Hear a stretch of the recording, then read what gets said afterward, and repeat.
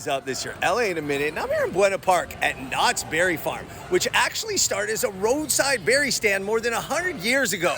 In a special episode brought to you by Wescom Credit Union, the official banking partner of Knott's Berry Farm, how did a humble berry stand that specialized in jam, jelly, and home-cooked meals grow to become California's first theme park?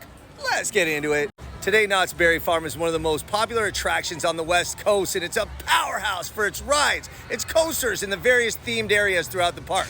But before it was Knott's Berry Farm, it was the foresight of Walter and Cordelia Knott that turned Knott's into a Southern California culinary powerhouse. Walter Knott was born in San Bernardino and grew up in Pomona, where he always dreamt of becoming a farmer.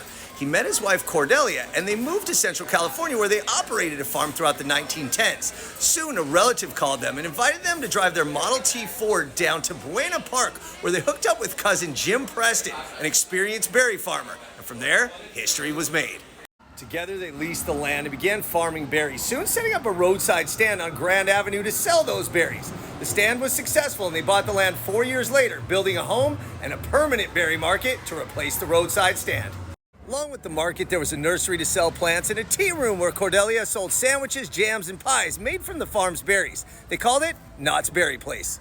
The Knott family became prominent berry farmers, and there was a rumor of a superior berry in the area said to be created by a Mr. Boysen. It was a cross between a red raspberry, a blackberry, and a loganberry. Walter looked up Mr. Boysen in the phone book and cold called a Mr. Rudolph Boysen in Anaheim, who had given up on his new berries and moved off the property. Boysen agreed to show Walter the old plant, which was now covered in weeds and berryless. With permission, Walter took cuttings back to Buena Park to plant and cultivate. A year later, Walter had massive berries, and soon he had enough cuttings and berries to introduce as a new boysenberry, a commercial product that Cordelia would incorporate into her tea room menu. Cordelia's tea room was a smash hit, and people came from all over to eat her jams, sandwiches, and berries while sipping her tea. But guests wanted more. Specifically, they would smell the homemade fried chicken dinners that she was preparing for her family, and they asked if she would sell it to guests. Since Knott's was recovering from the Depression, she decided to sell those chicken dinners for 65 cents, and this was the turning point that would transform a farm into a theme park. The year was 1934, the same year that Wescom Credit Union was formed, and Cordelia's Fried Chicken had become so famous that it started as a 20-seat tea room expanded into a 40-seat restaurant called Mrs. Knott's Chicken Dinner.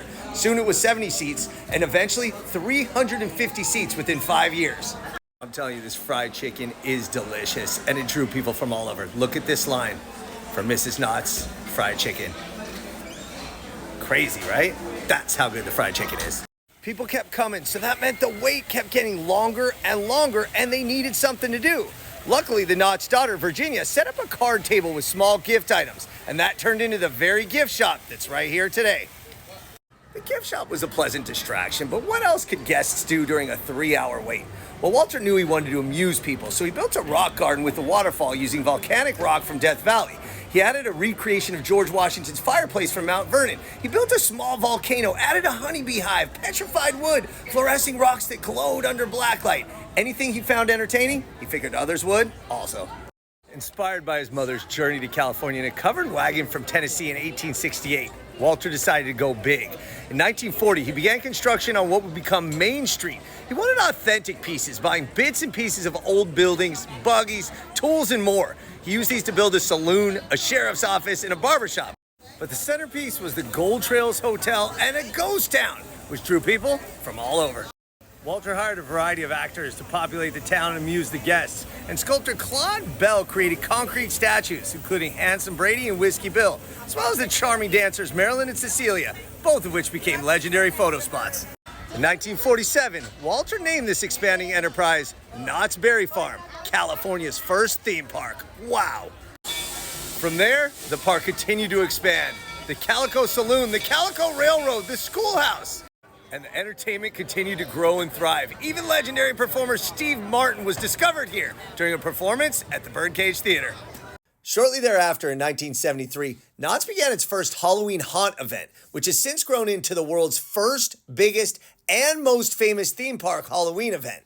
Today, Knott's Berry Farm isn't just about berries or chicken dinners. It's an expansive theme park celebrating California's history with thrilling rides and family-friendly attractions. From its humble beginnings as a roadside stand to becoming the first theme park in California, Knott's Berry Farm is a testament to hard work, creativity, and above all else, fun. And a special thank you to Wescom Credit Union, the official banking partner of Knott's Berry Farm. They're welcoming the community at their newest full-service branch right here at Knott's California Marketplace. Wescom Credit Union has been helping Californians build better lives since 1934. So special thank you again to Wescom Credit Union, the official banking partner of Knott's Berry Farm, for letting us know how this humble berry stand turned into California's first theme park. All right, Southern California, it's been a minute.